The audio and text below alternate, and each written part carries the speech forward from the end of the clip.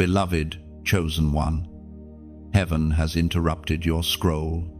The world around you might still be moving, screens flashing, voices blending into noise, but heaven just pressed pause on everything else so that this moment could find you. You are not here by coincidence. You are not hearing this message by accident. This is divine timing. A holy interception meant to realign your weary spirit with your eternal calling. Listen carefully, for the Spirit is speaking directly to your heart. You have carried the weight of silent battles, those unseen struggles that no one else seems to understand. You've smiled while breaking, endured while bleeding, and walked through days that felt like endless nights. Yet through it all, God never turned his gaze away from you. Even now, his presence hovers over your chaos, whispering, "Stand back up." Heaven says, your faith is not expired, it is just buried under exhaustion. You thought the flame had gone out, but God says there's still a coal glowing beneath the ashes. You see, the enemy doesn't fight the ordinary, he fights the chosen. That's why your warfare has felt so heavy. You have been targeted because you carry something holy. You have been pressed because heaven planted something inside you that hell cannot destroy. And so, this message reaches you like a divine alarm, shaking you out of spiritual sleep. The Father says, I did not bring you this far to abandon you now.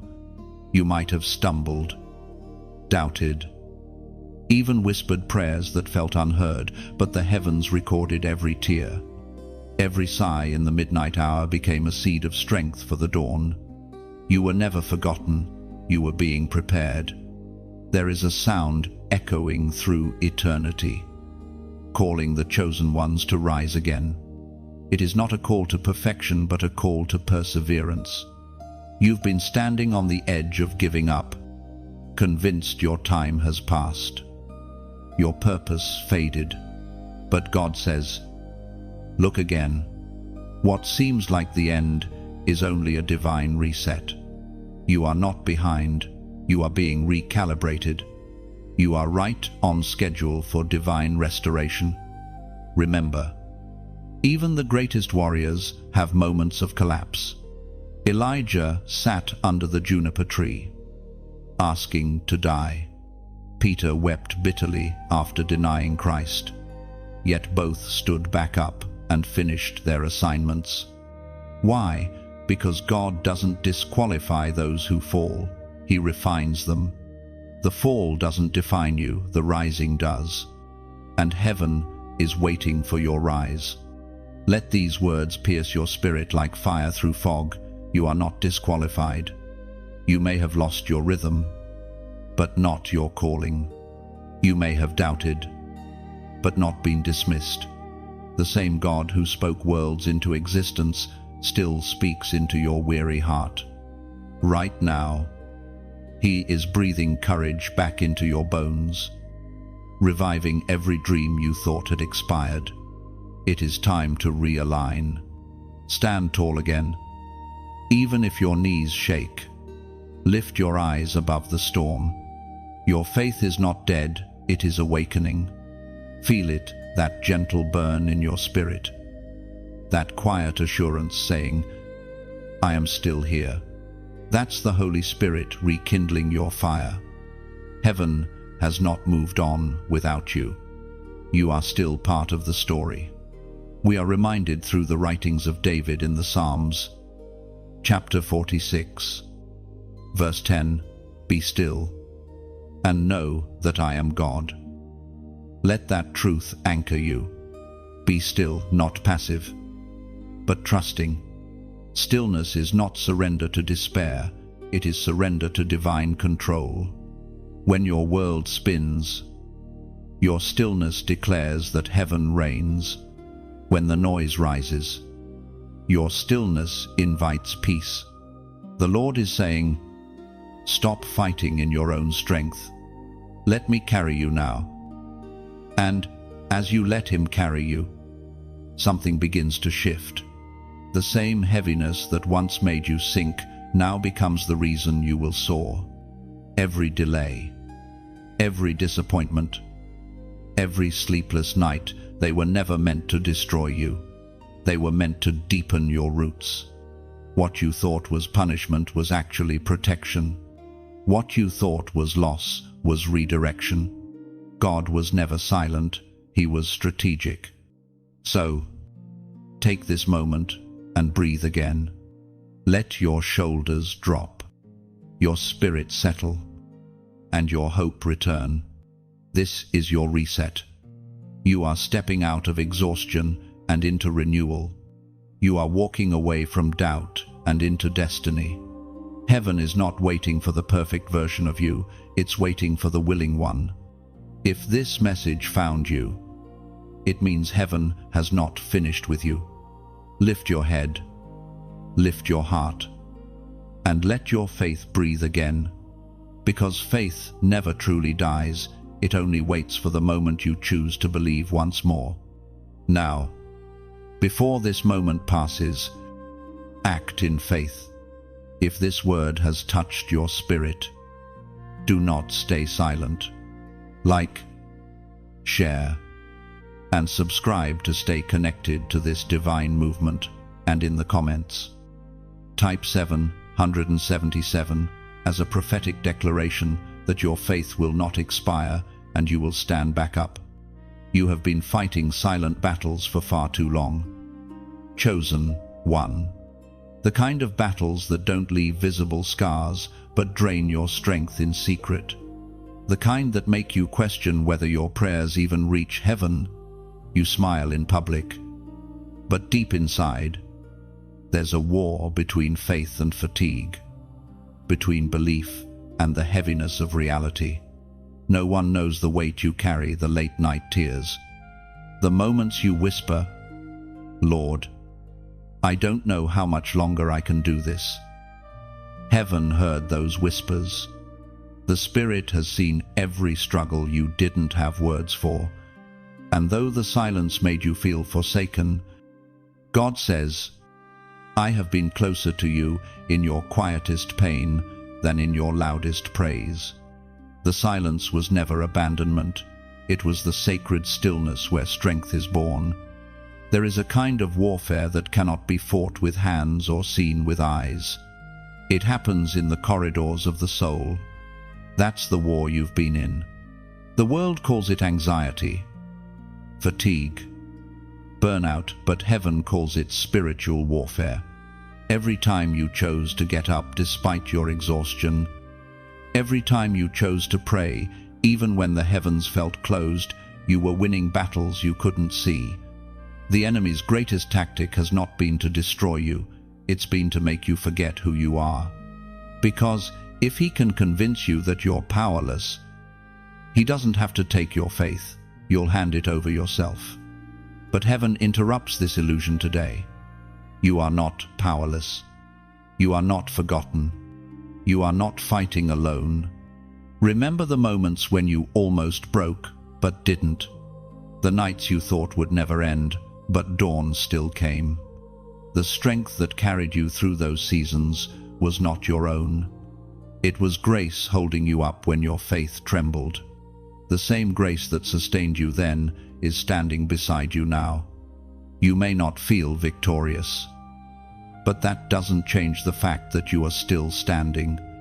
The very fact that you are reading this, breathing, hoping, listening, that's proof that hell did not win. You are the evidence that divine purpose cannot be extinguished by pain. You are the proof that heaven's hand has not let go. Sometimes, God allows the battle to go on, not to punish you, but to prepare you. Because endurance is not built in comfort, it's built in conflict. Strength is not formed in ease, it's formed in pressure. You're not being broken, you're being built.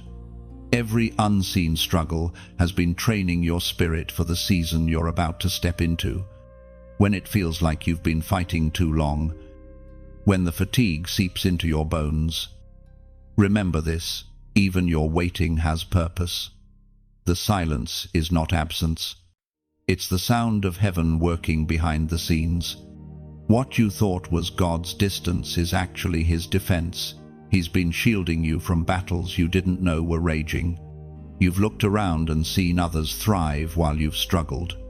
You've watched doors open for others while yours seemed locked. But God says, I wasn't delaying you, I was developing you. Because some doors require a stronger spirit to walk through. And you, chosen one, are being forged in divine fire for something far greater than what you see now.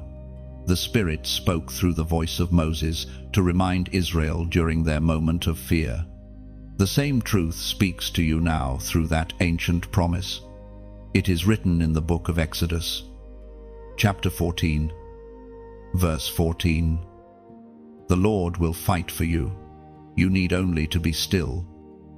This isn't a call to passivity. It's an invitation to trust, to rest.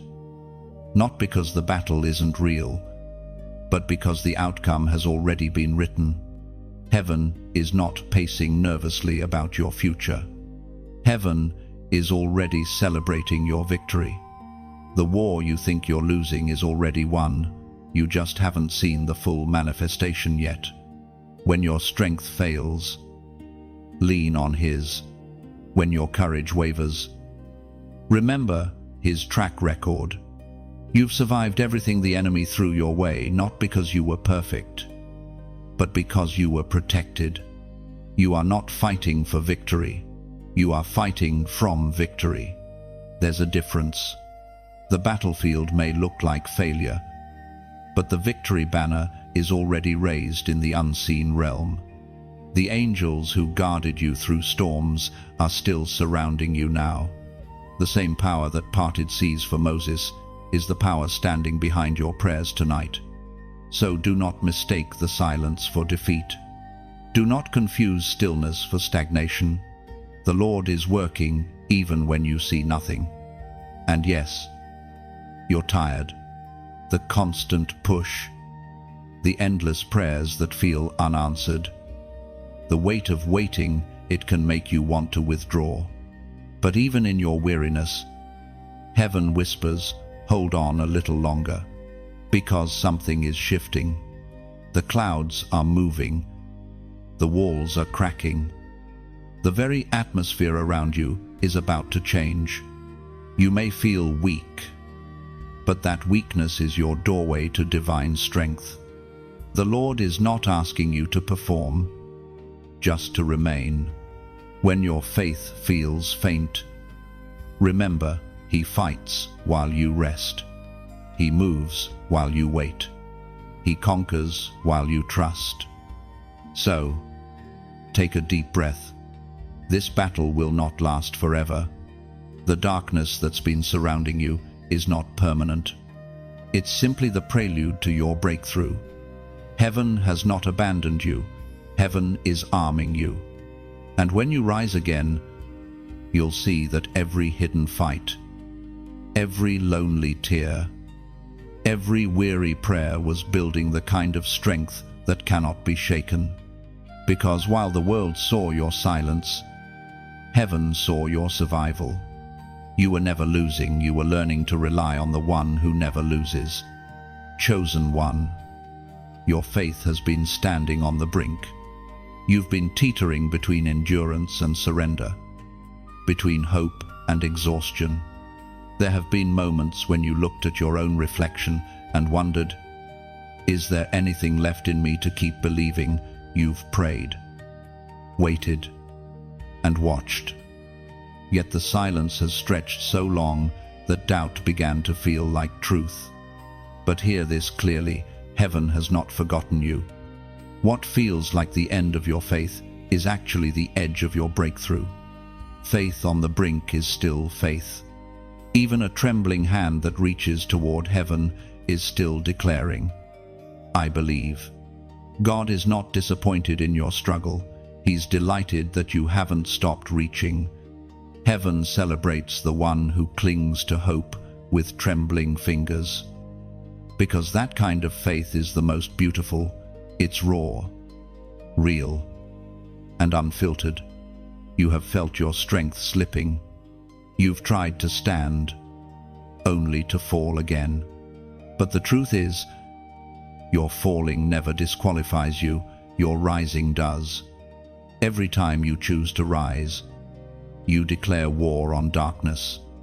Every time you whisper, "I'll try again," instead of "I give up," heaven moves on your behalf.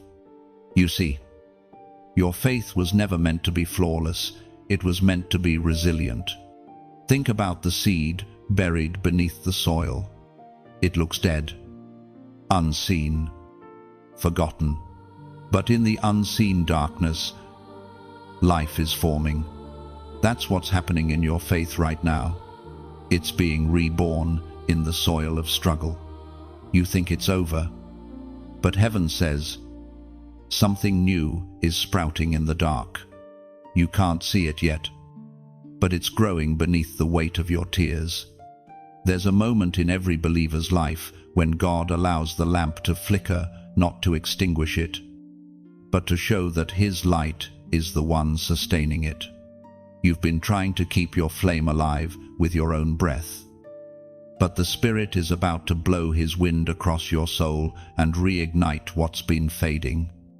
It is written in the book of Isaiah, chapter 43, verse 2, "When you pass through the waters, I will be with you, and when you pass through the rivers, they will not sweep over you." You are not drowning, you are being carried. The waves that tried to bury you will become the evidence that you were never alone. The same God who split the sea for Moses is parting the flood that's tried to drown your faith. He's not asking you to swim in your strength, He's calling you to trust His presence in the deep. So, take courage. Chosen one, you are standing in a holy tension between despair and destiny. This is the place where faith matures. It's where what you know about God collides with what you feel. It's uncomfortable, yes, but it's sacred. Because right here, heaven rewrites your story. Do you know why the pressure has intensified lately? It's because your breakthrough is near. The enemy fights hardest when he knows the tide is about to turn. But every blow he's dealt you has backfired because you're still standing, and your faith is still breathing. That's what terrifies darkness most, not a perfect believer, but a persistent one. Your faith, though fragile, is still alive. It doesn't need to roar, it only needs to whisper. Because even the smallest yes from a willing heart shakes the foundations of hell. Heaven is not measuring the size of your faith, it's honoring the direction of your faith. And as long as your faith is pointed toward God, it cannot die. So when fear says, "You're done," let your heart answer, "I'm still here." When doubt says, "You have no more strength," let heaven respond through you. "My strength is made perfect in weakness." You are not the same as you were before this battle. You are becoming something stronger, something unbreakable. Even now, the Spirit of God surrounds you. The presence that once felt distant is drawing near. The same God who walked into the furnace with the 3 Hebrew men is standing beside you in this season. And though you may feel the heat, you will not be consumed. You are coming out refined, radiant, and ready. Pause for a moment and breathe this in. You are closer than you think. The shaking you feel is not destruction, it's preparation. Heaven is aligning everything for your next chapter. Do not quit before the dawn. The light you've been waiting for is already beginning to rise. And now, as an act of faith, take a step of agreement. Type in the comments, "I choose faith." Say it boldly, because those 3 words carry power. You are not just typing letters, You are making a prophetic declaration that even when your faith trembles, you still choose to believe. You are aligning your voice with heaven, declaring that this season of doubt will not define you. Every time you say those words, it's like planting another seed of hope into the soil of your destiny. Your faith may feel small, but it is mighty in the hands of God. Let those words be your anchor tonight. I choose faith. Heaven has heard your declaration, and the winds of restoration are already moving. There comes a moment, chosen one, when the whispers of doubt begin to sound louder than the promises of God.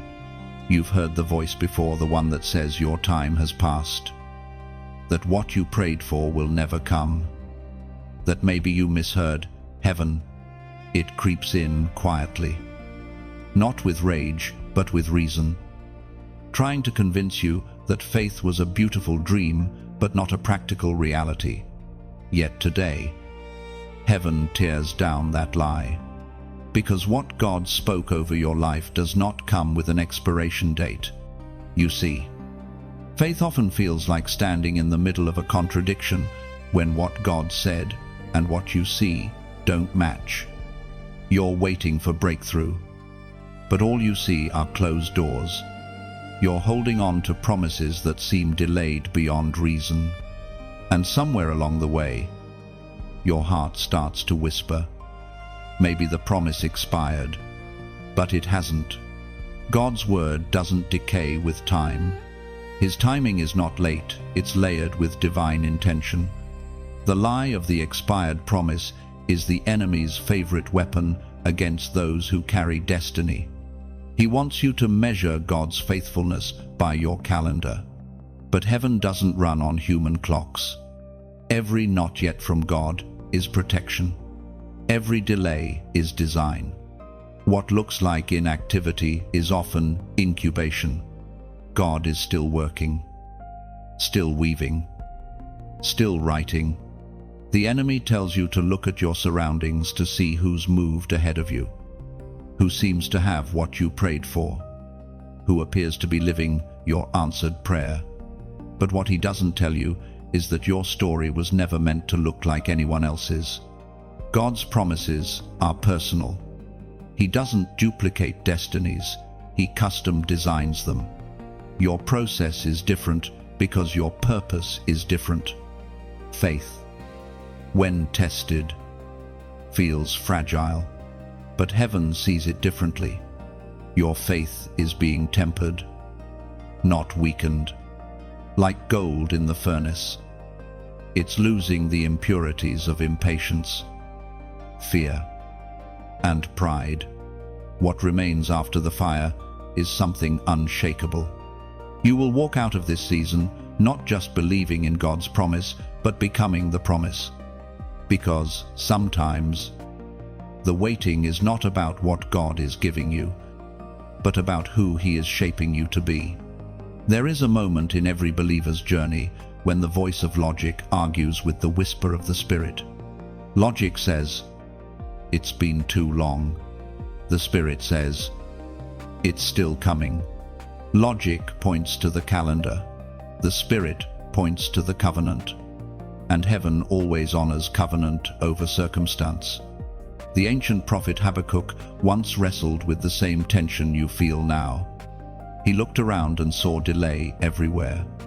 He saw prayers unanswered and promises unfulfilled. But God spoke a timeless truth to him, a truth that still speaks to you now. It is written in the book of Habakkuk, chapter 2, verse 3.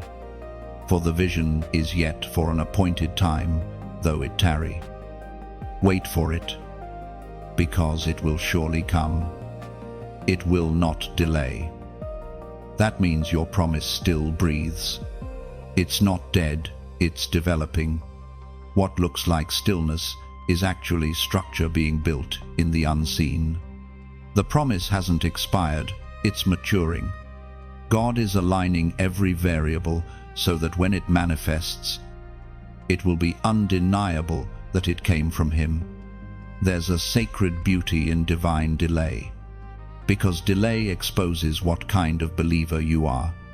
Anyone can praise when the door opens, but the chosen ones learn to praise while still standing in front of the locked gate.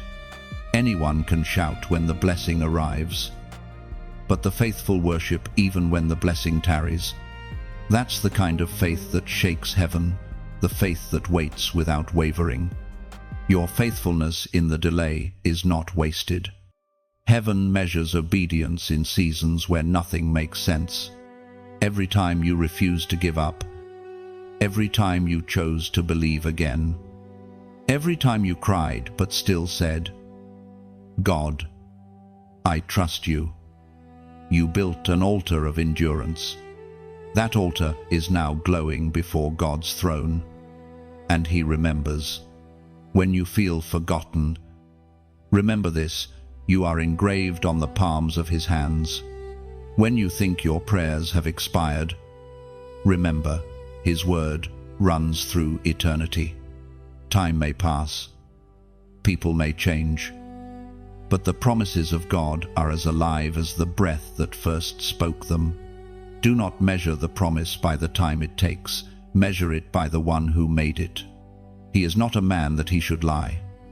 His word is living, and every living thing moves, sometimes beneath the soil, sometimes behind the curtain, but always forward. So, lift your head, chosen one. Let patience have her perfect work. The vision is still on schedule. What feels silent is strategic. You are not being punished, you are being positioned.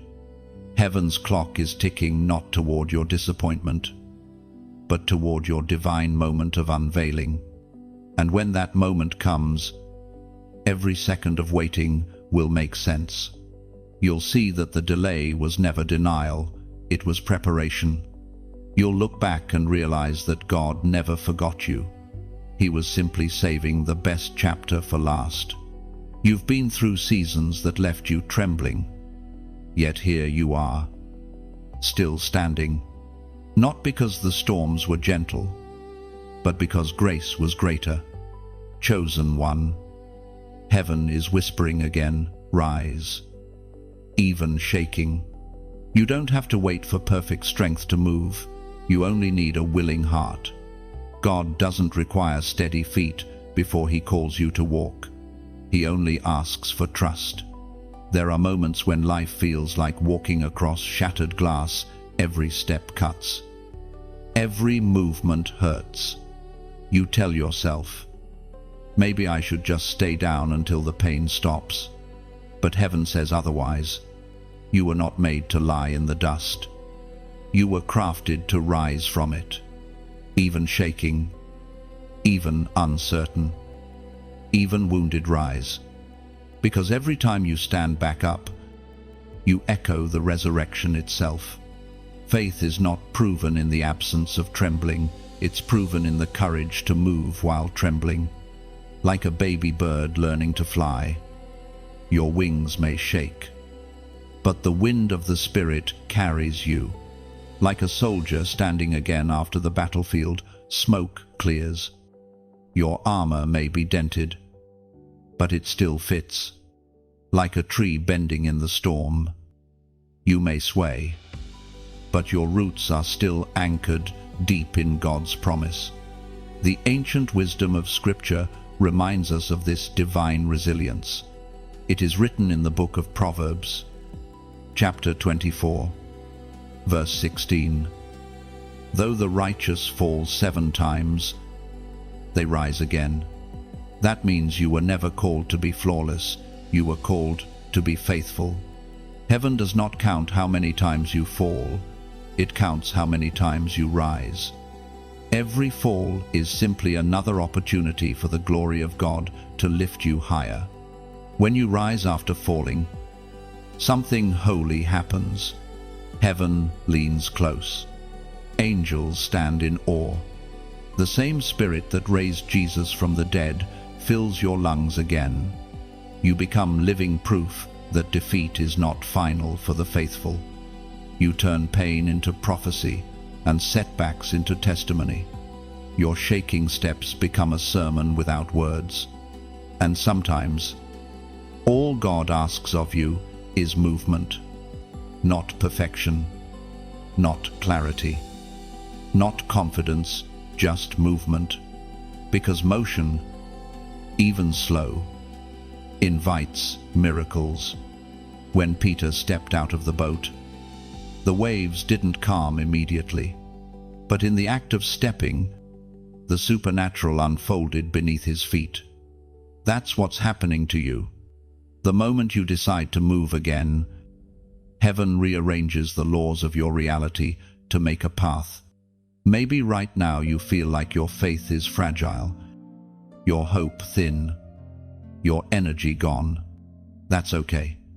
Faith isn't about how strong you feel, it's about where you stand when you feel weak.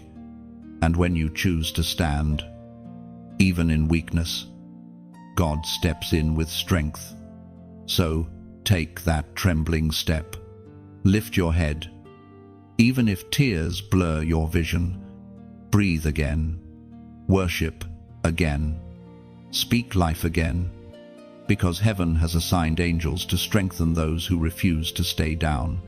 You might not feel holy right now, but obedience itself is holy. Rising, even trembling, is worship in its purest form. And while you rise, know this, you are not rising alone. Every time you hear these words and feel something stir in your spirit, it's a reminder that this community, this space, exists because others like you decided to rise. Together, we build a sanctuary not made of bricks, but of hearts where faith can breathe again. If this message has reached you at the right time, if it reminded you that your story isn't over, then I ask from the depths of sincerity, help keep this flame alive, like rain watering the soil. Your small act of support helps these words reach another weary soul. Click the like button as a small amen. Share this message as a way of sending hope into someone else's storm. Subscribe so that you never miss another whisper from heaven, because the next word may be the one that breaks your chain. And if you feel led, if God has placed it on your heart, consider sowing a seed, a donation that keeps this ministry alive. Not as a transaction, but as worship, because every drop of generosity becomes another river of encouragement flowing to those who need it most. Think of it like a candle. Each time someone gives, shares, or connects, another candle lights up across the world. And together, these flames push back the darkness one soul at a time. You're not just supporting a message, you're helping build a movement of light, love, and divine resilience. So, chosen one, rise again. Stand, even shaking. Let your scars testify. Let your trembling steps echo through eternity. Heaven is watching, smiling, cheering you on, because your comeback will inspire countless others who thought it was over for them too. The dust you're rising from will soon become the ground you'll stand on to testify. You were never meant to stay fallen, you were meant to rise, again and again, until your standing becomes a song of glory. Chosen one. Can you feel it, that gentle stirring deep within your spirit, the part of you that refuses to die even when everything else has gone quiet? That's not emotion, that's revival, beginning to breathe again. The breath of God is moving across what once felt dry and lifeless. Heaven is saying, it's time to live again. There was a season when you felt numb, when your prayers were words without fire, when the word of God felt distant and the presence of heaven seemed unreachable.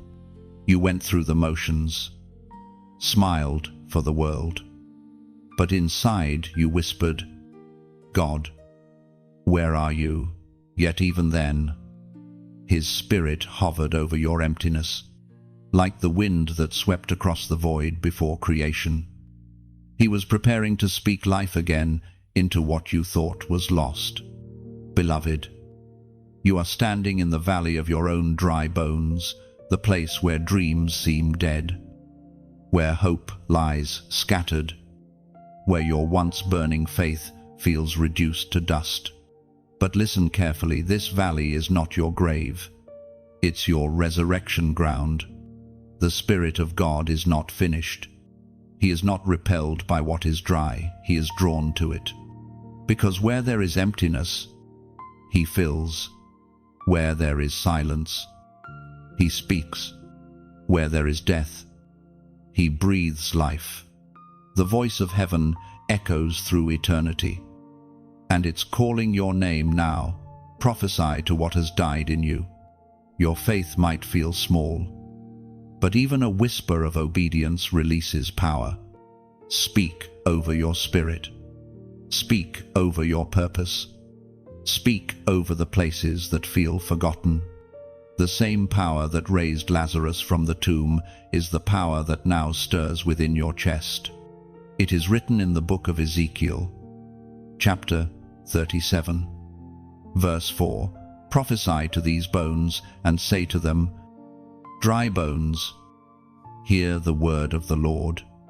It begins with breath, not a shout, not a storm, just breath, soft, invisible, unstoppable.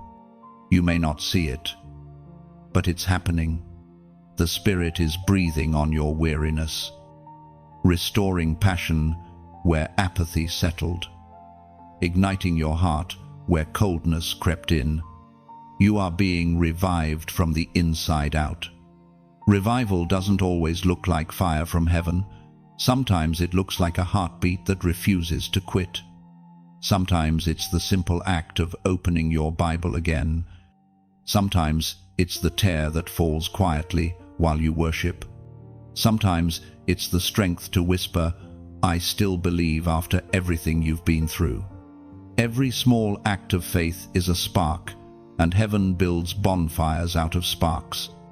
This is the moment when your faith shifts from survival to resurrection. You are not just holding on, you are rising up. God is reawakening everything that fear buried.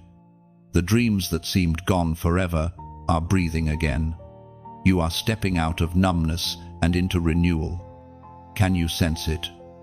The wind of the Spirit, gentle but fierce, weaving through your life like holy oxygen. Every inhale is an act of faith. Every exhale releases surrender. You don't need to understand how revival happens. You only need to receive it. Heaven is doing the heavy lifting. All you must do is open your heart. The world will try to tell you revival is loud and flashy. But true revival is deeply personal. It happens in the quiet moments when your soul says yes again. It's when you realize that even in your brokenness, God's power is still moving. It's when you stop trying to fix yourself and simply let the Spirit fill you. Beloved, your valley is about to echo with life. The breath of God is awakening things in you that you forgot how to dream. Where you once saw ashes, beauty will rise. Where you once felt silence, songs of joy will be heard again. The light of God is returning to the chambers of your heart. So, here's what I want you to do right now. Wherever you are, pause, close your eyes, breathe deeply. Let His presence wash over you like warm sunlight after a long winter. Feel the weight lifting. Feel the dryness turning to life. You are being renewed. Heaven's breath has found you again. This moment is holy. Don't rush it. Let it soak into every dry place, every wound, every tired part of your spirit. You are not just being restored, you are being reborn. And as a prophetic act of faith, declare this openly before heaven. Type 1111 inches, the comments. That number symbolizes alignment, divine renewal, and new beginnings. When you write it, you're saying, Lord, breathe on me again, restore my fire, revive my spirit. It's not superstition, it's declaration. Every 1111 becomes a prayer rising before God, a testimony that the chosen ones are awakening. You are not who you were yesterday. You are standing in the dawn of your revival, wrapped in grace, breathing divine air again. Chosen one, you've often looked at the clock and wondered why heaven seems slow. You've asked yourself, if God truly called me, why hasn't it happened yet? Why have I waited so long while others seem to move ahead? But the truth is simple and powerful. Delay is not denial. Every second of waiting has purpose written within it. Heaven's timeline has never been bound by earthly clocks. What you call delay, heaven calls divine timing. What you label wasted time, God calls preparation. He is not ignoring you, He's perfecting what concerns you.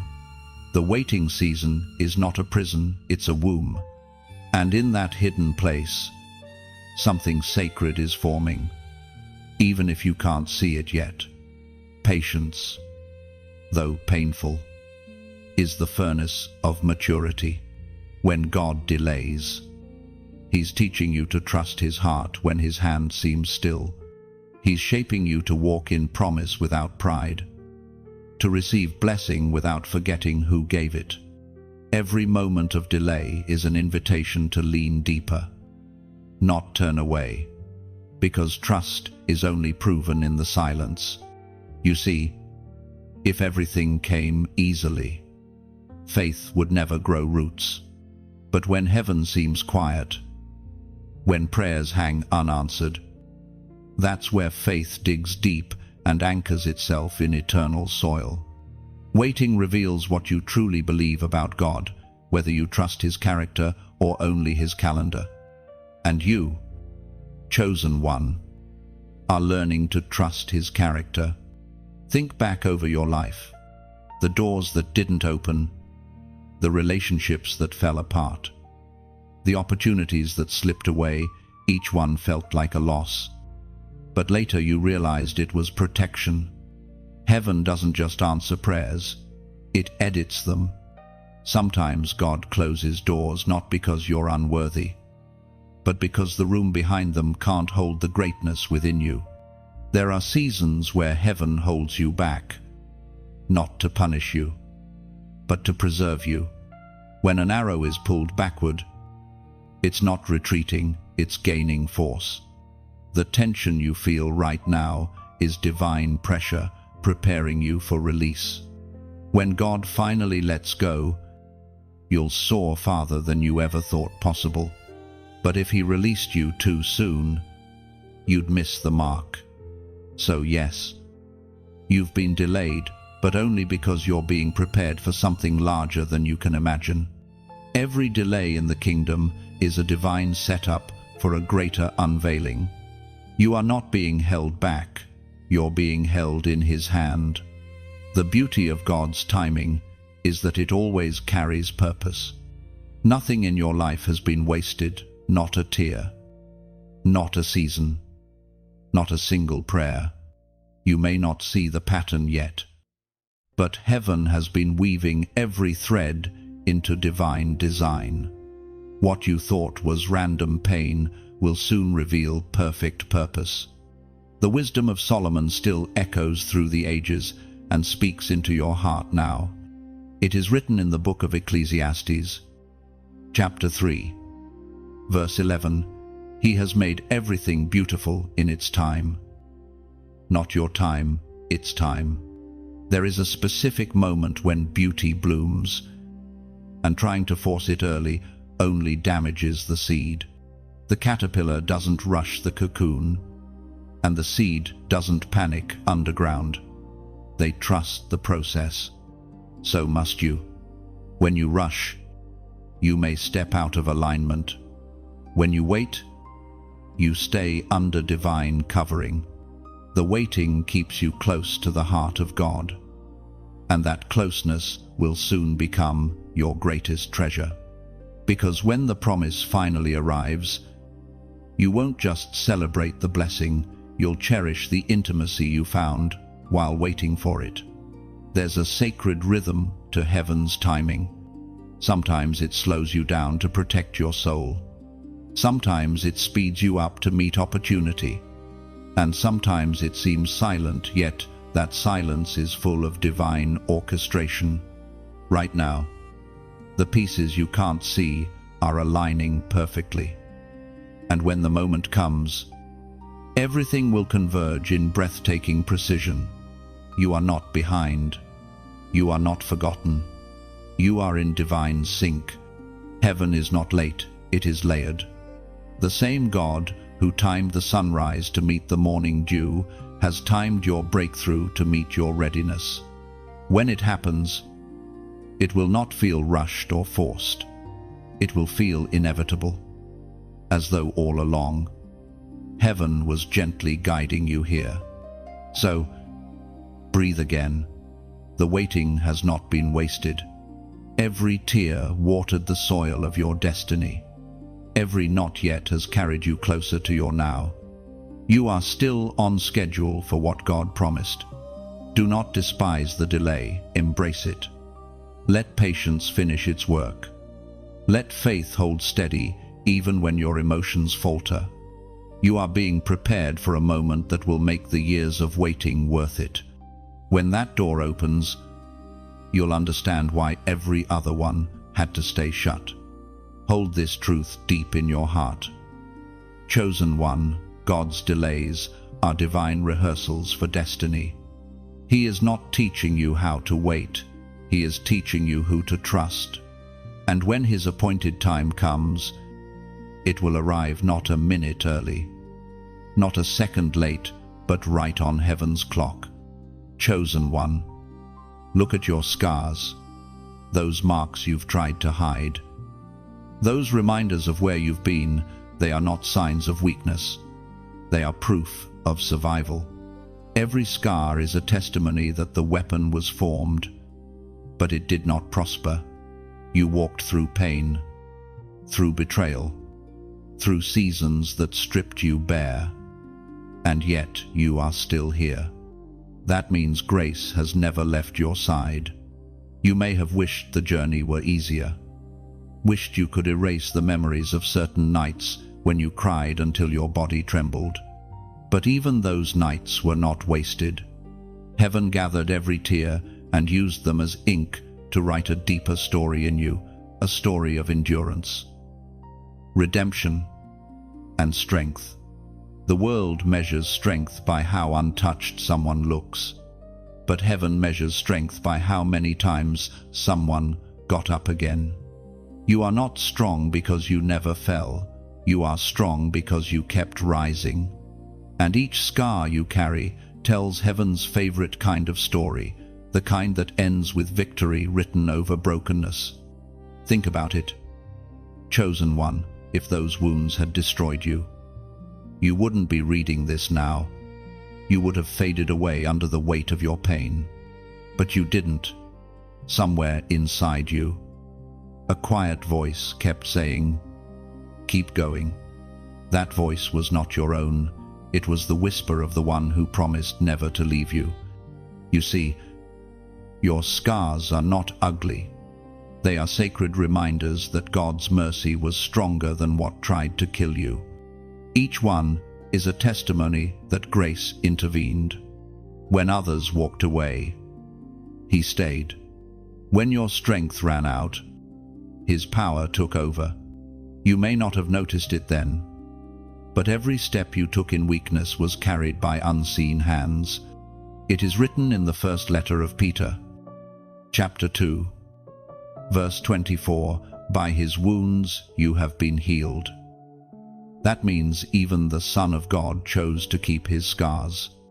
After the resurrection, he could have appeared flawless, but he kept the marks of the nails and the spear, not as reminders of pain, but as symbols of purpose fulfilled. His scars didn't represent defeat, they represented victory, and so do yours. Every wound you've endured, physical, emotional, spiritual, was not random. Each one carries redemption within it. The betrayal taught you discernment. The heartbreak taught you compassion. The failure taught you humility. The silence taught you to hear God's whisper. What once hurt you has now equipped you. You are like a clay vessel that has been broken and remade by divine hands. The cracks don't make you useless, they make you luminous. The light of God shines best through the places that were once shattered. Others may only see the scars, but heaven sees the strength beneath them. Do you remember the story of Thomas? The disciple who doubted, he said he would not believe until he saw and touched the scars of Jesus. When Christ appeared, he did not hide his hands, he revealed them. It was the sight of his scars that turned doubt into faith. Your story will do the same. The scars you've tried to hide will one day help someone else believe that healing is real. Your scars are sermons without words. They preach resilience louder than any voice could.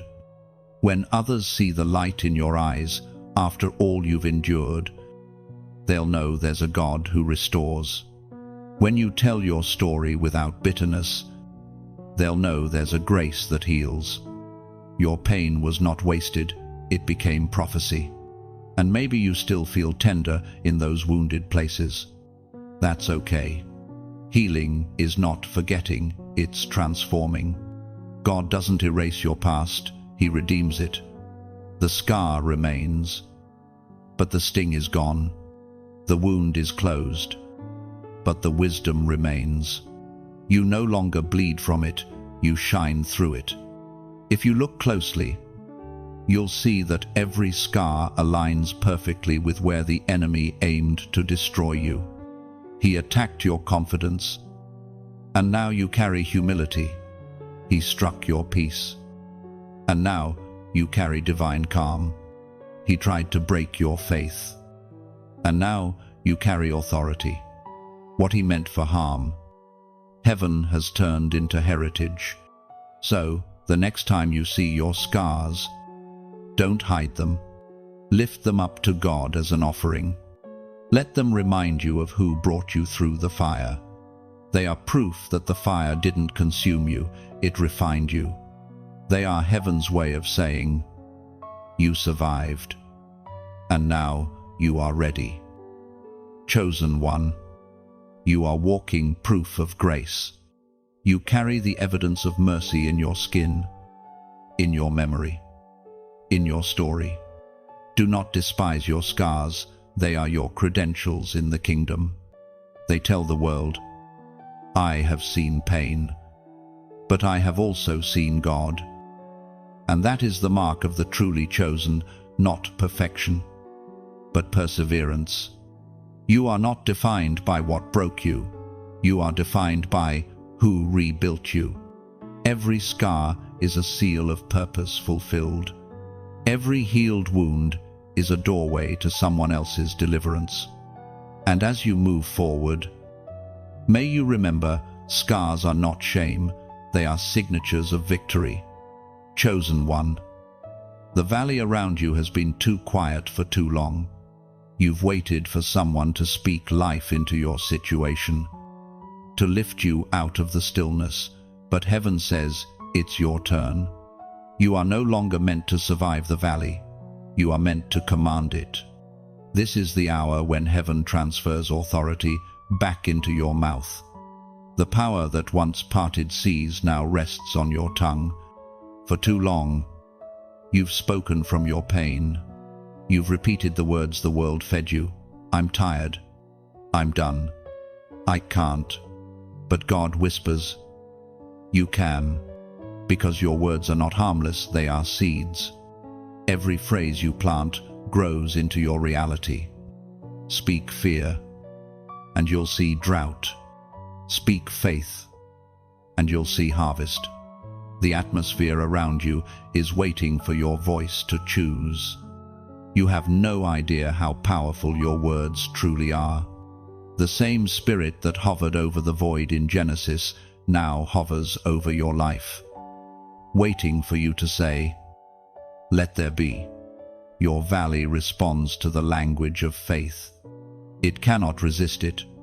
When you speak what heaven says, darkness loses its grip. When you declare life, death must step aside.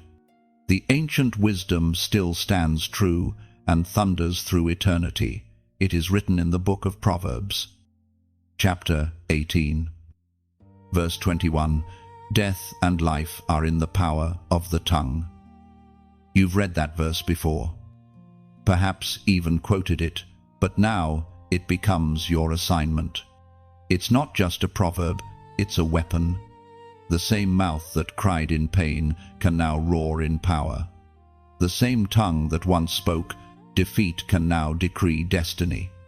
You have the authority to change the climate of your life through your speech. Look around you. The valley may still look barren, but don't let the sight deceive you. Creation responds not to sight, but to sound. It listens for the voice of the chosen. When you speak in alignment with heaven, the dry ground trembles and begins to bloom again.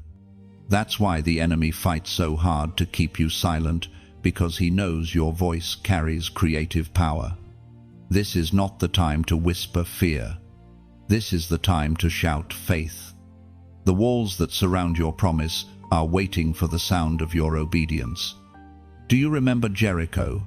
The people didn't break the walls with hammers, they broke them with sound. They shouted until heaven's vibration shook the earth. You have that same authority.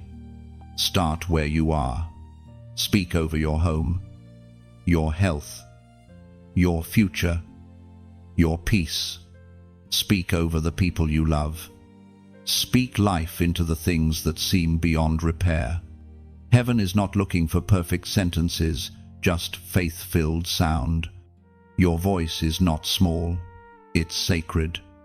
When you open your mouth in faith, angels move, chains break, and spiritual doors swing open. You've been walking through your valley too quietly. It's time to raise your voice, not in anger, but in authority. Speak forgiveness where bitterness once lived. Speak joy where grief has built a home. Speak healing where sickness has whispered. The sound of your faith will always be louder than the silence of your fear. And here's what's beautiful, your voice doesn't only affect you. When others hear your declaration, it stirs something in them. Your faith becomes contagious. Your words become the match that lights another's fading hope. You become a carrier of resurrection in every conversation you touch. But to command your valley, you must believe that your voice matters. You must silence the inner critic that says, "Who am I to speak such things? You are God's chosen mouthpiece. The creator of the universe has placed his breath inside you. You don't speak alone, you speak with heaven's authority. So, even if your knees are shaking and your voice trembles, speak anyway. The valley will not move until you do. The air around you is thick with potential, waiting for your decree. Your next word could be the spark that sets everything into motion. This is the power of the chosen ones. They don't wait for the perfect conditions to speak. They speak until the conditions shift. They don't wait for peace to appear. They declare peace until it reigns. They don't wait for revival. They speak it into being. So right now, wherever you are, Do not hold back. Open your mouth. Say it. Declare it. Let heaven hear it. And, as a prophetic act of agreement, write this below: I speak life. Those 3 words are more than a comment, they are a declaration.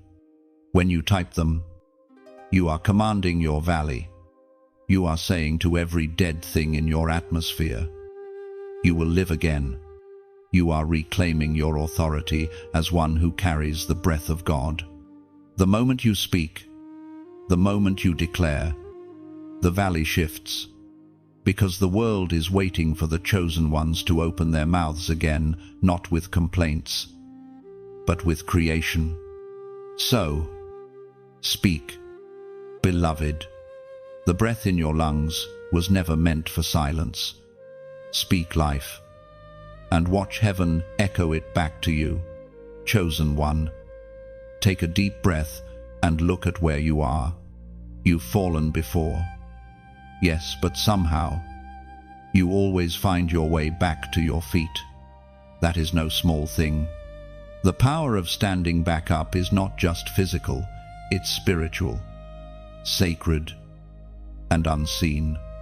Every time you rise after falling, you rewrite the story the enemy tried to write for you.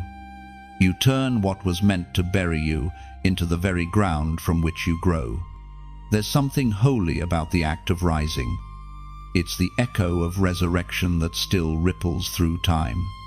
When you stand after being knocked down, you are aligning yourself with the rhythm of heaven itself, the rhythm of death giving way to life, of endings making room for new beginnings. You become a living testimony that grace still has the final word. Sometimes, standing up again feels impossible. You feel like shattered glass trying to reform into a window. You wonder how to move when the weight of the past clings to your ankles. But hear this, you are not glass, you are gold refined by fire. You may bend, but you will not break. You may tremble, but you will not be torn apart. The furnace didn't destroy you, it purified you. You see, when God tells you to rise, He's not asking you to do it alone. He's not standing at the top of the mountain shouting for you to climb. He's reaching down into the pit to lift you out. He stands beside you, not behind you. When you rise, He rises with you. Heaven does not watch you struggle from a distance. It moves with you, step by trembling step. And if you look closely, you'll notice that the dust you're standing on is sacred. It's the same dust you once fell into. The ground of defeat becomes the platform of testimony. God wastes nothing, not even your mistakes. The same places that held your tears will soon hold your triumph. The same moments that broke you will soon become the foundation of your calling. It is written in the letter to the Philippians, chapter 4, verse 13, I can do all things through Christ who strengthens me. That means even this, the rising again, the rebuilding. The relearning how to breathe is not done by your own might. It's done by borrowed strength, divine strength. It's the power that whispers through your exhaustion, saying, you are not done yet.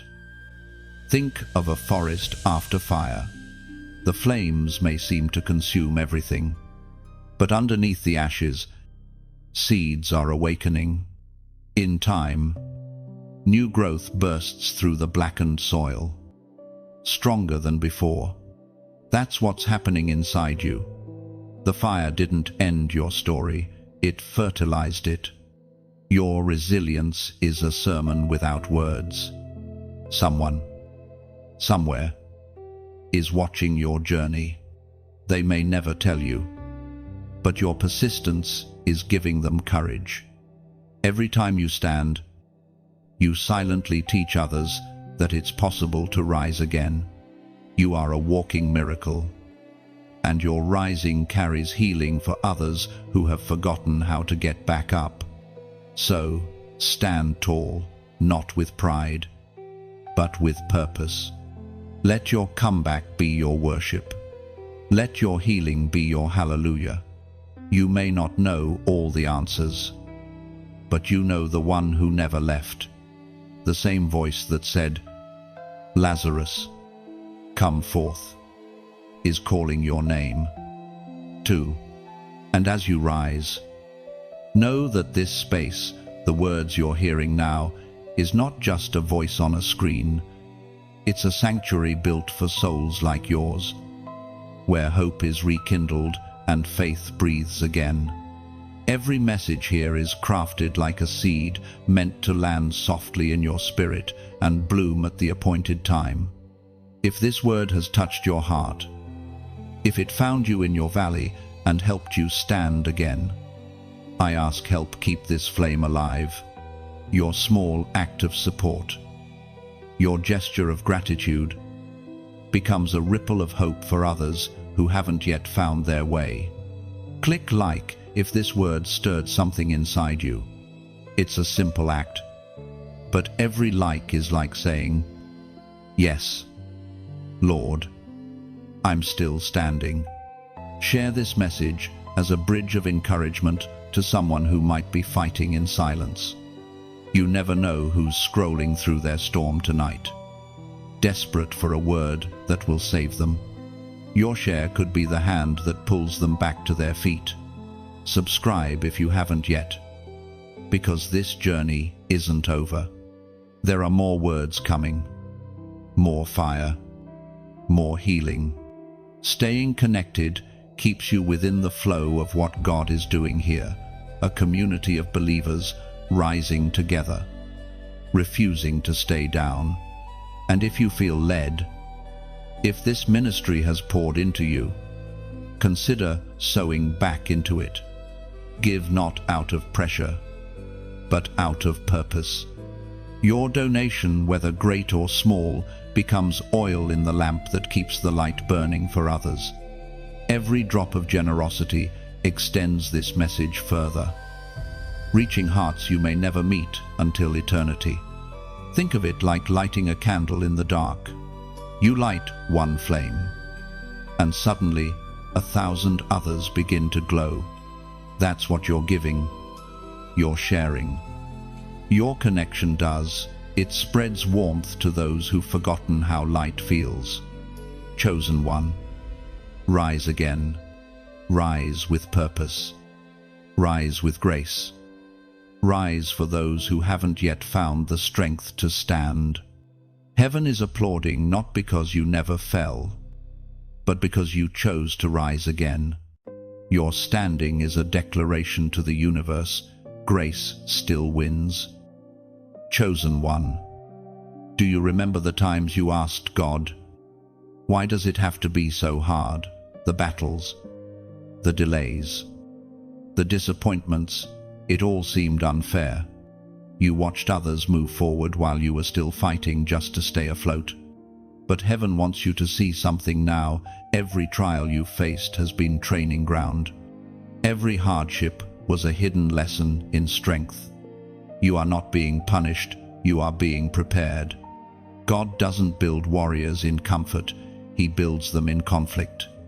You cannot learn endurance in ease, nor faith in luxury. True faith is forged where pressure and purpose collide. And you, chosen one, have been in heaven's gymnasium, your spirit lifting the weight of delay, rejection, loneliness, and uncertainty. Every tear has strengthened a muscle you didn't know you had. Every struggle has trained your hands for battle and your heart for compassion. You've been wondering why God didn't remove the obstacles sooner. But He knows something you don't if He removes every challenge. You'll lose the strength those challenges were meant to create. Like a trainer who refuses to lift the weights for you. Heaven has let you wrestle so that you could grow. Sometimes the fight is not about defeating an enemy. but about discovering who you are when you refuse to quit. You've been learning that victory isn't always visible, it's often quiet. It's the moment you decide to keep going when everything in you screams to stop. It's the moment you choose peace over panic, prayer over complaint, faith over fear. That's what heaven calls victory. It is written in the letter of James, chapter 1, verse 3. The testing of your faith produces perseverance. That word perseverance means more than endurance. It means a steady spirit that refuses to be broken. It means staying the course even when the map makes no sense. It means trusting that what feels like resistance is actually divine resistance training. Imagine a seed underground. It's dark. It's buried. It's surrounded by pressure. To the seed, it feels like confinement, but to the gardener, it's the beginning of transformation. The weight of the soil that presses down is the very thing that strengthens its roots. Without the pressure, the seed would never break open. Without breaking open, it could never grow. That's what's been happening to you. The darkness you felt wasn't the end, it was the beginning. You've been growing in places no one could see. You've been taking root in unseen soil, learning how to draw strength from the depths of faith. And soon, the breakthrough will appear, not because something new began, but because something that's been growing in silence is finally ready to be seen. Every challenge has been a spiritual workout. The heartbreak built endurance. The disappointment strengthened resilience.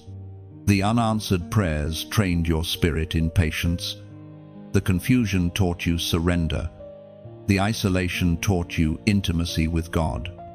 Heaven has been building a warrior behind the curtain of your pain. You might not wear armor made of steel, but you wear something far stronger, unshakable faith. That's what terrifies darkness. Because a believer who has learned to fight through silence, who has stood firm when abandoned, who has kept praising when bleeding, that believer is unstoppable.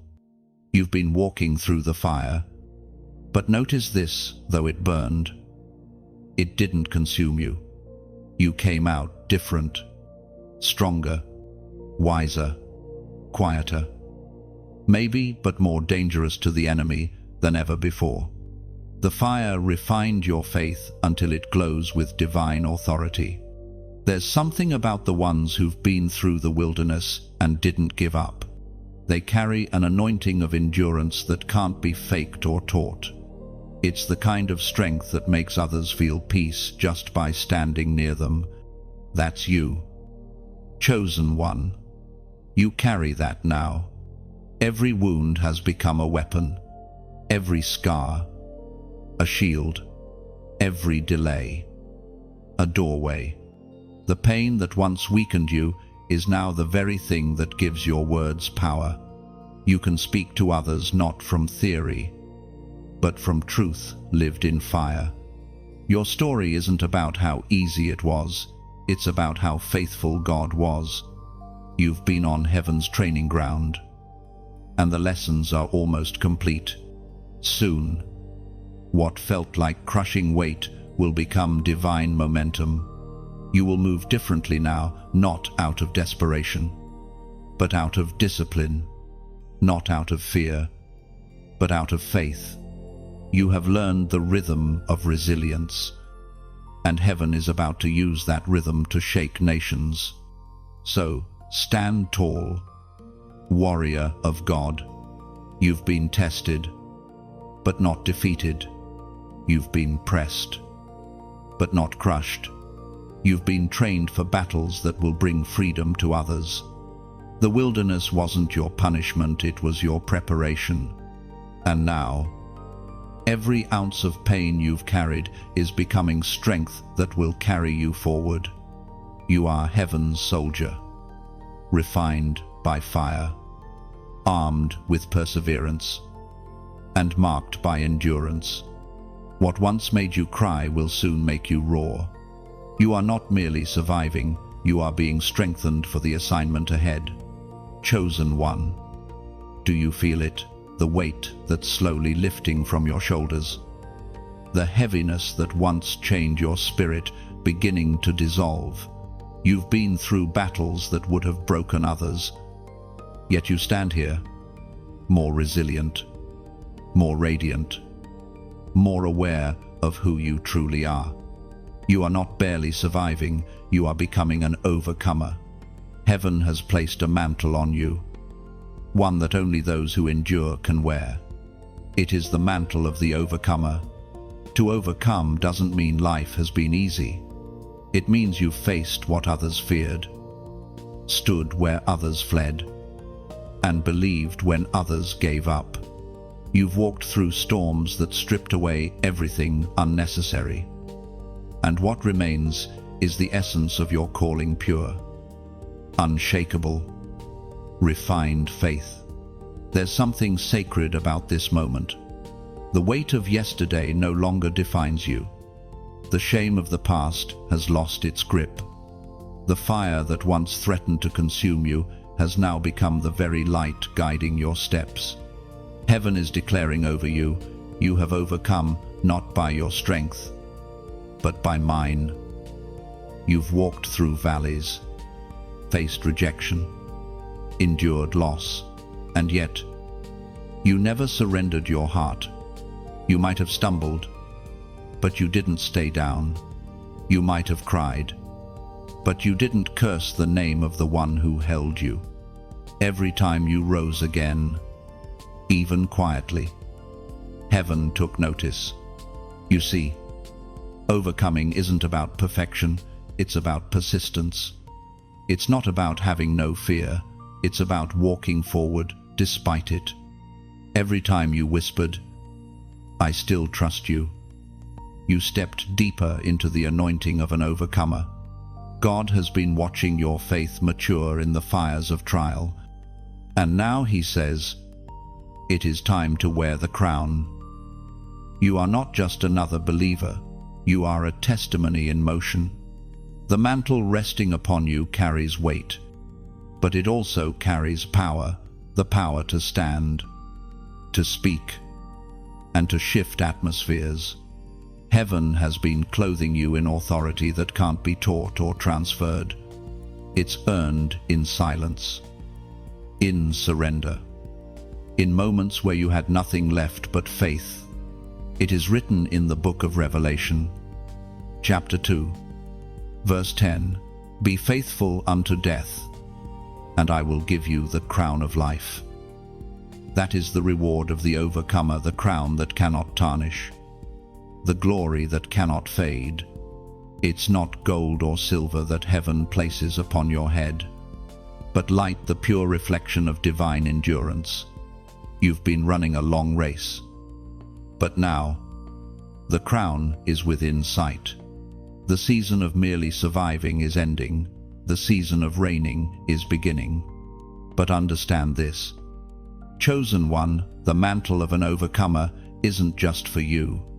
It's for those who will come after you, those who will hear your story and find the courage to fight again. You've been anointed not only to endure, but to inspire. Your scars are the proof that victory is possible. When others see your peace in the middle of chaos, they'll know it's real. The enemy tried to bury you because he knew your story would resurrect others. He wanted to silence your voice because he knew your words would awaken sleeping warriors. But you rose, and that rise was a declaration, "I will not be defeated." You are stepping into a new dimension of purpose. The authority that once felt distant now flows through your very being. You will walk into rooms and shift the atmosphere without saying a word. Because heaven's fragrance follows those who've overcome. You carry something that cannot be stolen, the mark of divine endurance. It rests on your shoulders like an invisible cloak. You don't have to announce it. The spirit world recognizes it. Angels move when you pray. Darkness trembles when you speak, because your words now carry the weight of one who has been through fire and emerged still praising. The old you, the one that doubted, the one that feared, is gone. What stands now is someone heaven trusts with authority. You've proven through tears and trials that your heart belongs to God alone. And because of that, He is about to use your life as a living testimony of grace and glory. So breathe this truth in deeply. You are the evidence that overcoming is possible. You are the living fulfillment of divine resilience. You have earned your crown, not by perfection but by persistence. You've been anointed, chosen, sealed by heaven itself. Now, as a prophetic act of faith, type 5,555 inches, the comments below.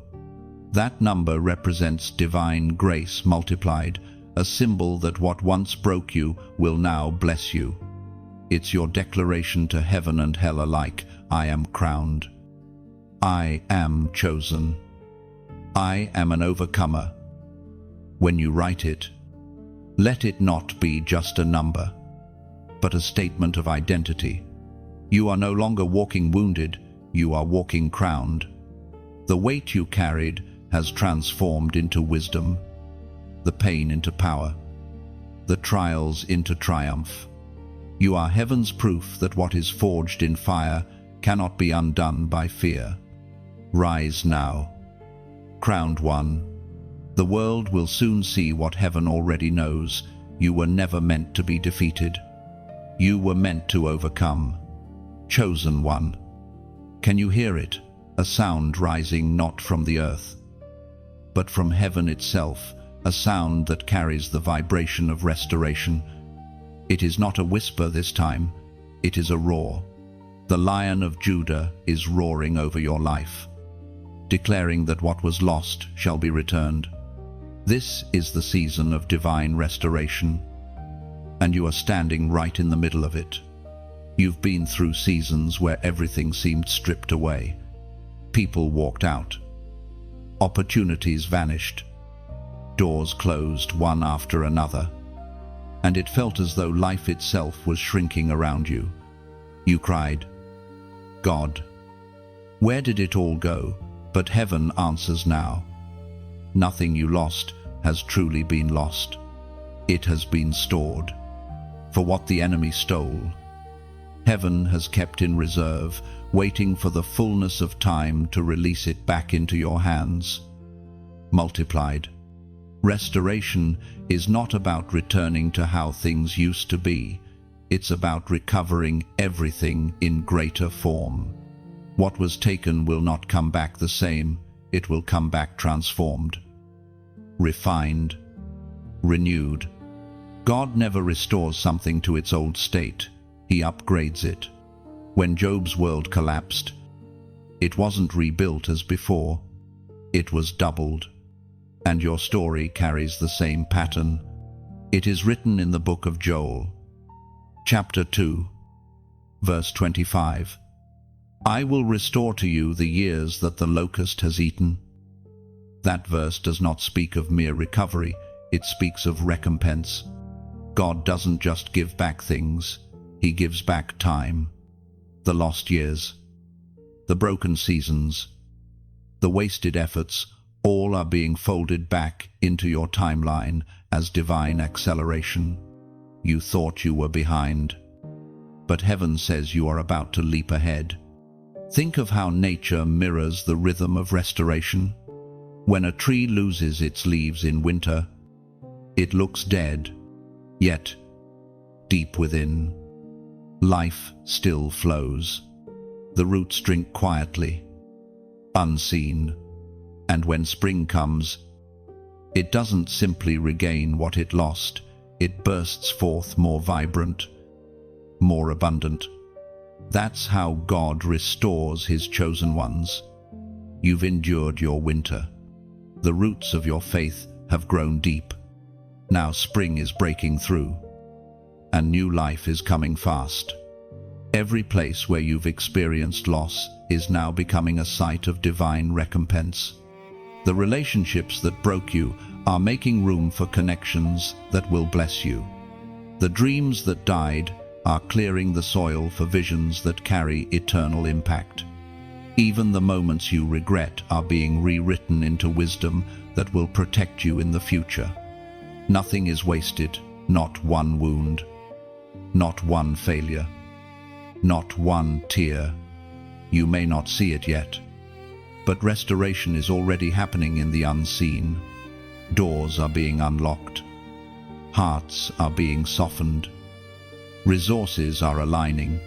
God is restoring not only what you lost, but who you were before the loss.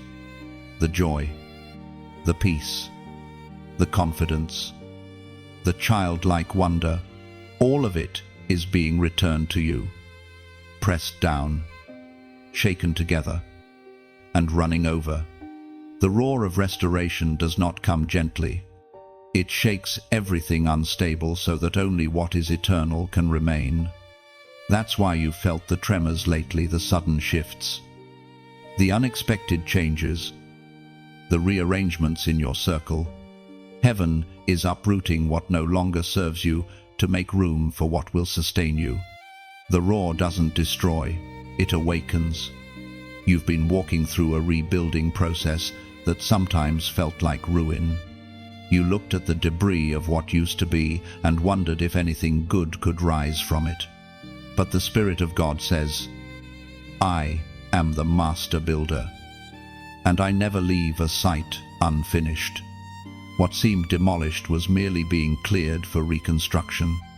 The blueprint was never abandoned, it was upgraded. Restoration often begins quietly, before the visible blooms. The soil stirs, before the light returns. Dawn stretches its first unseen rays. Even now, heaven's first light is touching your situation. You can't always see restoration at first. You feel it. A peace begins to replace panic. A spark of hope rises in your chest. A certainty, small but steady, whispers, something is turning. That whisper is not your imagination, it's prophecy.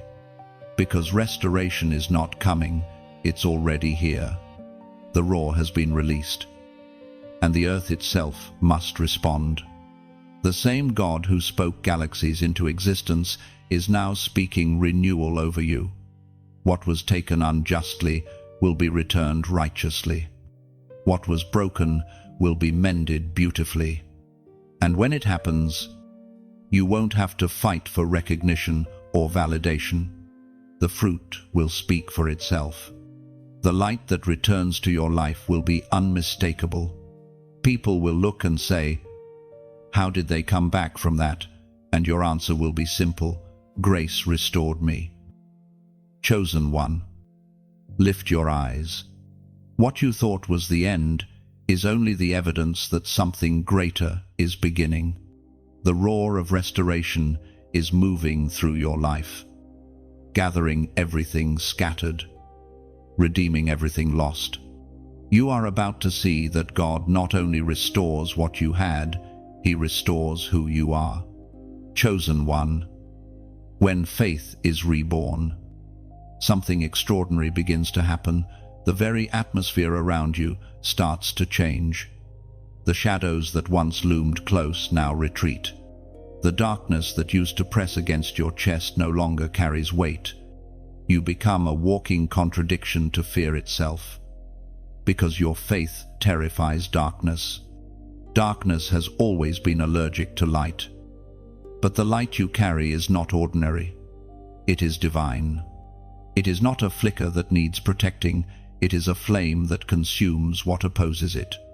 You have walked through valleys where the sun did not shine. Yet the ember of belief within you never died.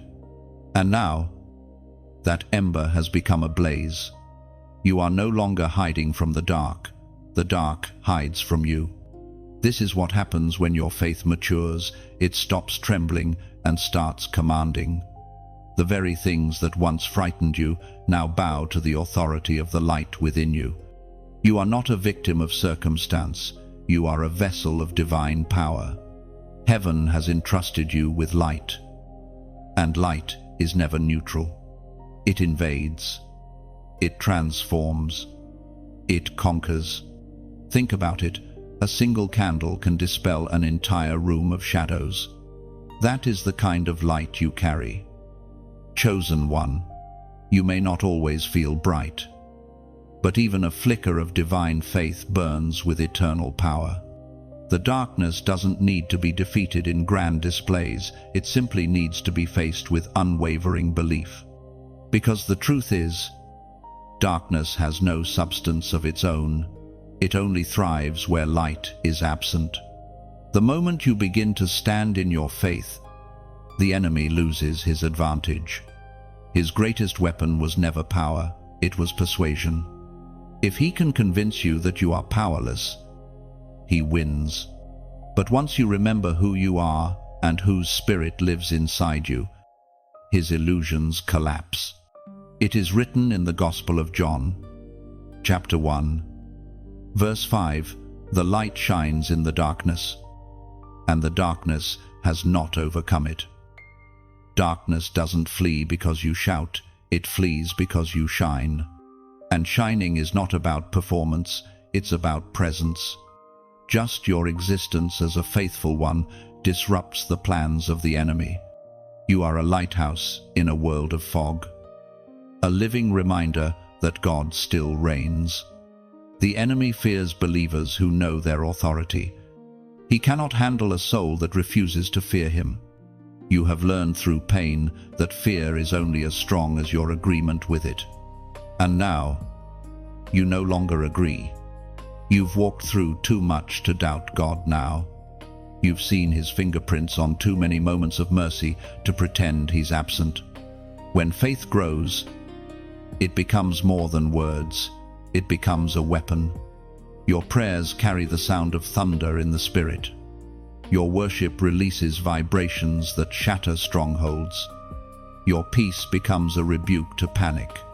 The calmness that now lives in you is not weakness, it's divine confidence. Heaven rests easy in your heart because you've learned that nothing can separate you from the love that sustains you. Darkness can still whisper, but it can no longer dominate. The voices that once tormented you have grown faint because the light within you has grown fierce. You no longer run from spiritual warfare, you understand it. You've realized that the battle isn't about whether God will win, it's about whether you will remember he already has. Faith that terrifies darkness doesn't scream, it stands. It doesn't panic, it proclaims. It doesn't shrink back, it shines forward. It lives from the truth that victory is not something you strive for, it's something you stand in. And standing is exactly what you are doing now. Your feet are planted on promises that cannot be shaken. Your heart beats in rhythm with heaven's assurance. Your words carry the frequency of eternal truth. You've become unshakable. Not because life got easier, but because your roots reached deeper. Remember this. Chosen one, darkness cannot extinguish what it did not ignite. The light inside you comes from God himself. It is eternal, indestructible, and unstoppable. Every time you choose faith over fear, your light grows stronger. Every time you forgive, you release another beam. Every time you worship through pain, you turn another corner of the night into dawn. Soon, you will realize that you are not just surviving the dark, you are changing it. You are heaven's answer to the shadows of this generation. The light you carry is not only for you, it is for those still searching in the night. So, stand tall. Luminous one, you are no longer chased by darkness, you are the one it runs from. Wherever you walk, light walks. Wherever you speak, truth spreads. And as you keep standing, Keep shining. Keep believing. The darkness around you will remember your name, not with fear of who you are, but with reverence for the one who lives in you, chosen one. Look how far you've come. You've walked through storms, stood through fire, and faced shadows that once would have broken you. Yet now, you stand unshakable. The winds still blow, but they can't uproot what's rooted in God. The waves still rise, but they crash at your feet instead of over your head. You've become the lighthouse in your own storm, the steady glow that reminds others that light always finds a way through the dark. You didn't get here by accident. Every hardship carved out space in you for greater strength. Every delay taught you endurance. Every heartbreak stretched your compassion. Like a sculptor, God has been chiseling away the unnecessary, revealing the masterpiece within. And now, what stands is no longer fragile, it's fortified. You've discovered what it means to be still while the wind howls, to stand firm while the earth shakes. You've learned that peace is not the absence of storms, but the presence of an anchor. And your anchor has held, even when your boat was battered, because what roots you is not the calm, it's the Christ within you. It is written in the book of Proverbs, chapter 10, verse 25, "When the storm has swept by, the wicked are gone, but the righteous stand firm forever." That's your story. The storm didn't pass because it was weak. It passed because you endured it. The wind screamed, but you didn't bow.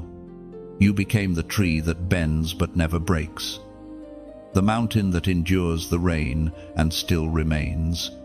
And now heaven calls you steady. But the truth is, even steady souls need moments of renewal. Even lighthouses need oil to keep shining. And this space, these words are like that oil.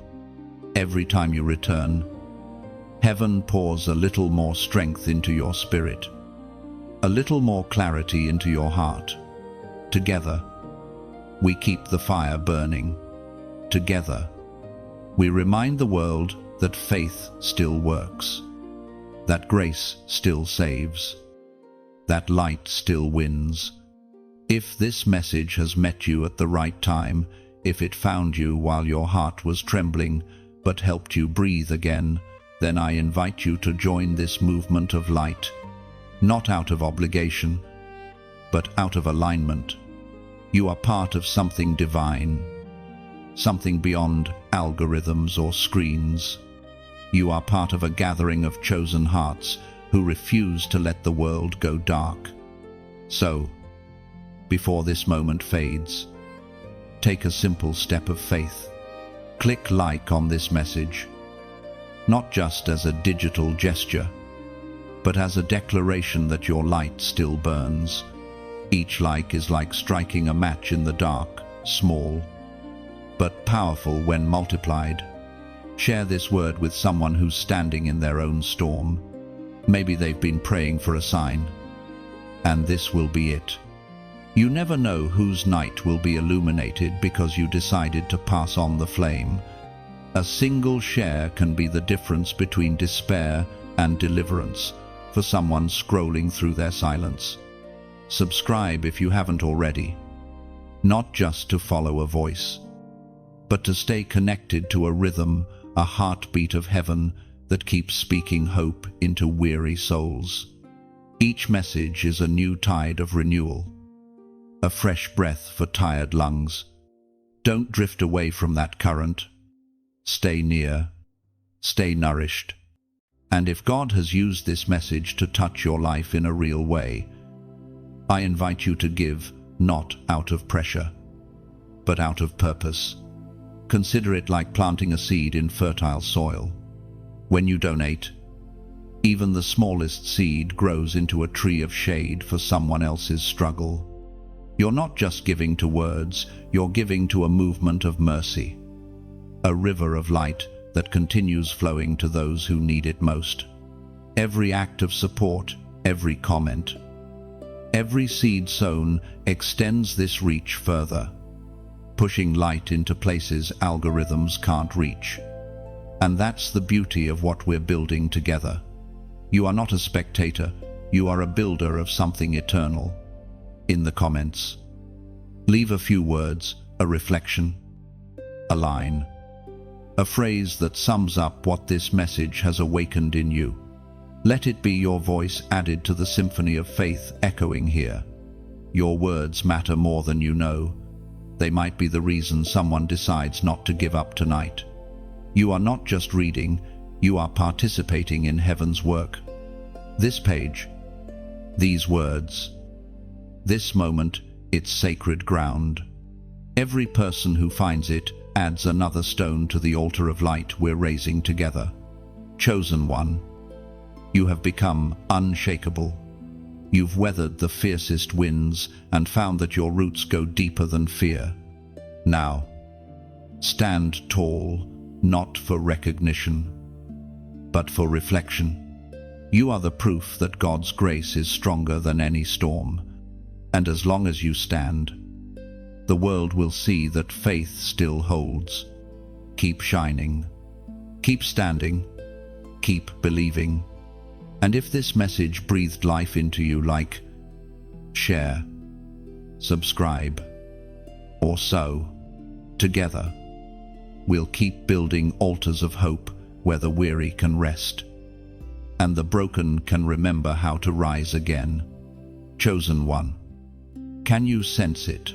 That quiet shift in the air, the feeling that the season of testing is drawing to a close.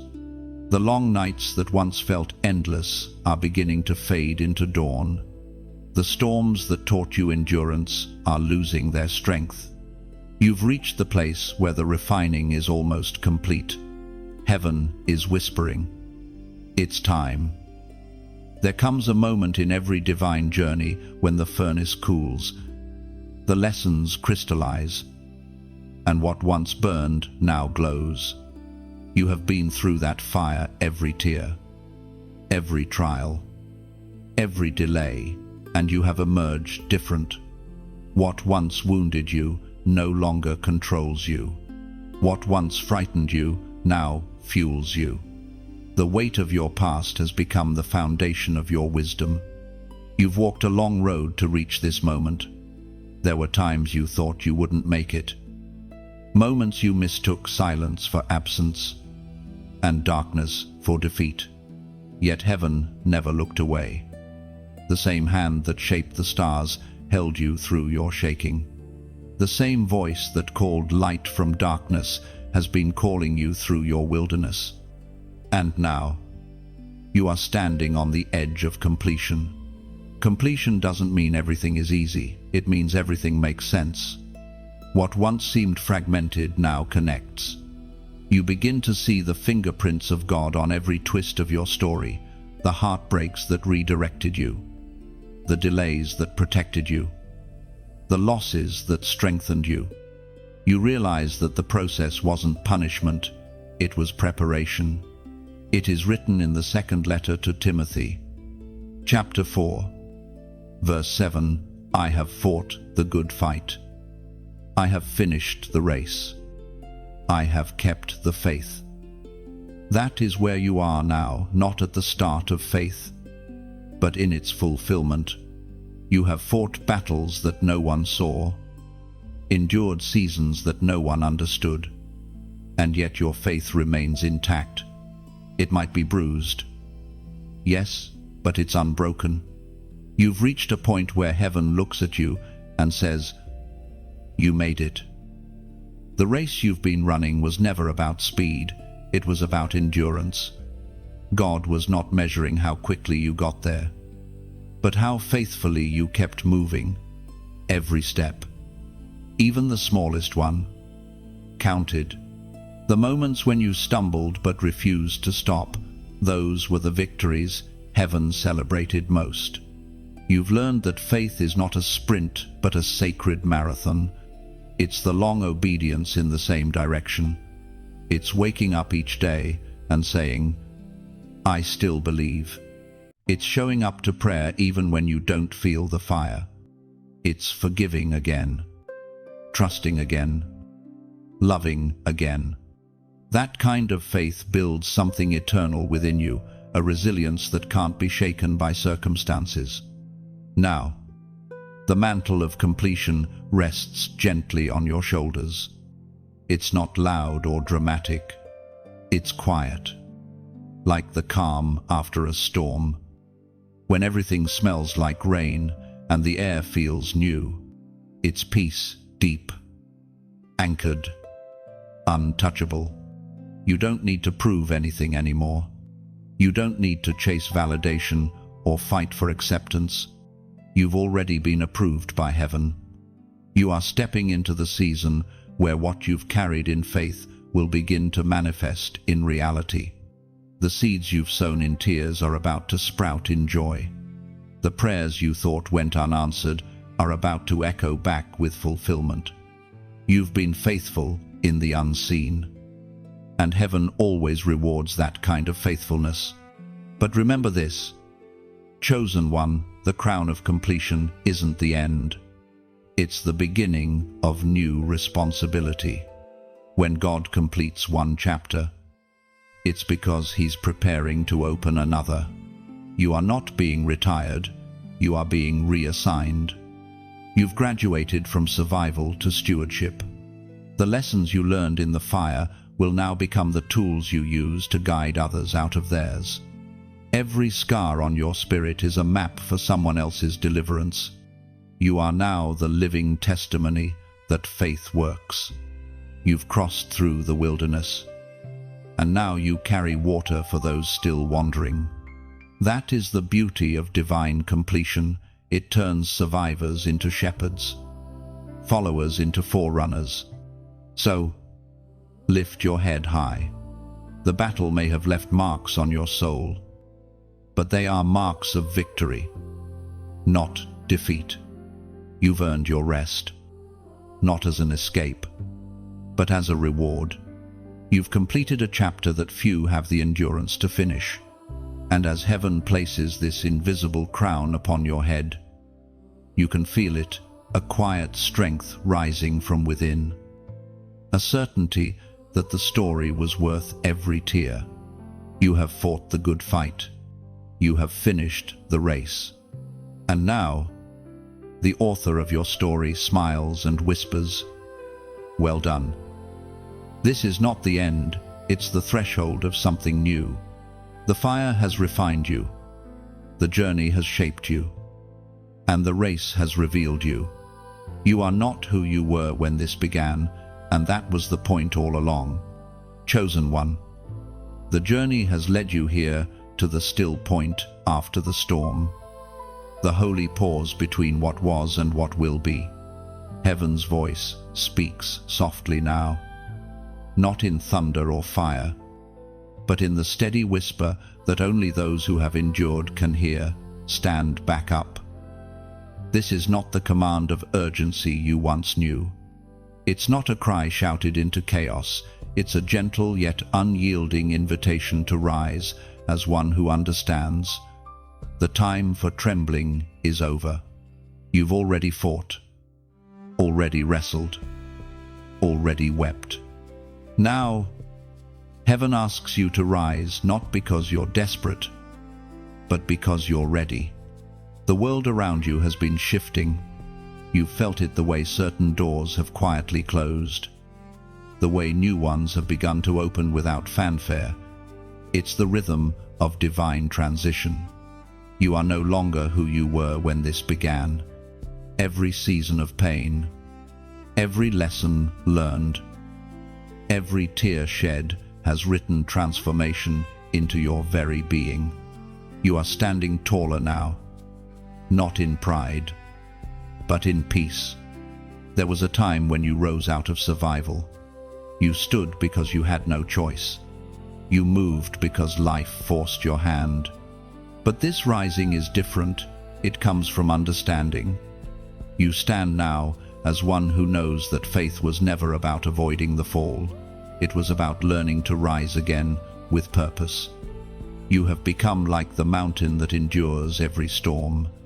Winds may scrape its face, rain may carve its edges, yet it remains. So it is with you. The seasons changed, and still you stood. And what you thought were losses were actually layers being stripped away so that the core of your calling could emerge. It is written in the book of Isaiah, chapter 60, verse 1, "Arise, shine, for your light has come, and the glory of the Lord rises upon you." This is not poetic metaphor, it's your present reality. The light that once felt distant has now taken residence within you. It glows quietly but unmistakably. The glory that once seemed unreachable now surrounds you like air.